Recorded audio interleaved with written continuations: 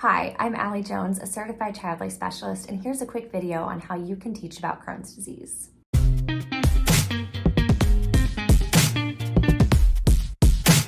And for this video, we can talk about Crohn's disease, colitis, maybe even IBD. There's some similar concepts. And to begin to talk about Crohn's disease specifically, we can talk about how it's something that happens in someone's belly, usually in the small or large intestines. And for this teaching tool, I love to use this giant microbe. It's my fave, but it helps us see how the intestines are kind of like a twisty, turny river where food can travel from one end to the next. And another way I like to demonstrate the intestines is with marble tracks. So you can drop the marble down, you can make these really cool towers. For this video, we're just gonna use one part of the marble track and talk about how it is like a part of the intestines where food can start from one end and go to the other. So let's make some food. I'm gonna use some Play-Doh, and rather than use marbles for our marble track, we are going to use little squishy Play-Doh pieces. You can make little balls, and this shows how the food travels from one end to the other. Food can be broken down into energy to give to the body. So part of it, as it travels down the marble track, it can go to give energy to the body, or it can get broken down into even smaller pieces and leave the body as poop.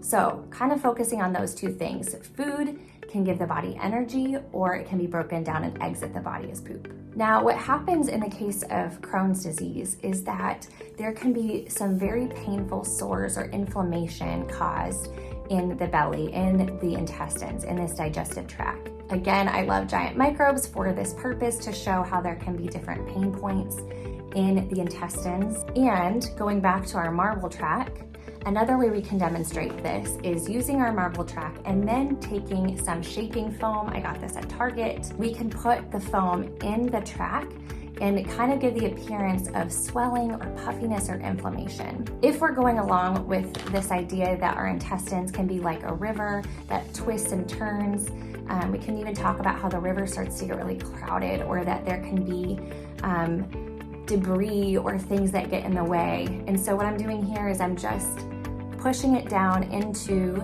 the track on different sides, and kind of, again, doing another visual of this. But what we'll notice is as we're starting to put this swelling and this pain on this track, the food that we have is not going to be able to travel as easy. Another thing that you could do is you can even take tips of toothpicks and put it in to even show like some sticks in the river that make it difficult for food to flow through. And what you'll notice is then when you take your food and you want it to travel, it's going to get stuck, or it's going to have difficulty. This is where you can talk about the pain that happens, or about how food now has to break into even smaller liquidy types, which causes diarrhea. Or you can talk about how it can't be absorbed into the body into energy anymore, and so then that can leave people feeling very tired or very weak. It can cause fevers, all kinds of different things. During this point in the conversation, it's really important to emphasize that no one did anything wrong to cause Crohn's disease. And though there's different ways that we can cope with it, there's also different ways to manage it, including what we eat or what we drink, or also medicines. And so for this part, I like to use a